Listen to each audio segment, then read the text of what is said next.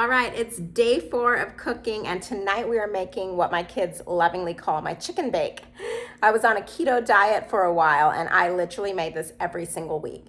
It's like Crockpot cracked chicken with roasted veggies. Let me show you how we do it.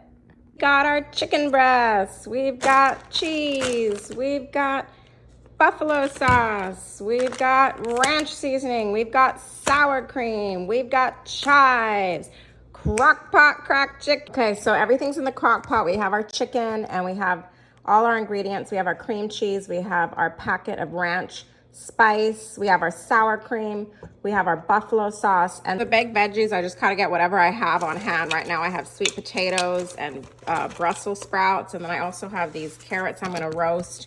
And I just mix them with olive oil and pretty much whatever spice I have around. So I've got some lemon pepper, I can do that. I've got this and everything bagel seasoning. I also have some Creole seasoning. So you know what, do whatever you want, whatever seasoning you want. You can use just salt or pepper, a little olive oil, and then throw it on your baking dish and roast yourself up some veggies. And I love having a bunch of roasted veggies to last me through the week as well. All right, get your hand in there. Mix all the oil and the spices together. Let's put it on the baking tray. That was smooth. Okay, chicken is chopped. We're gonna add some cheese and then we're gonna put it back on warm and it's gonna melt.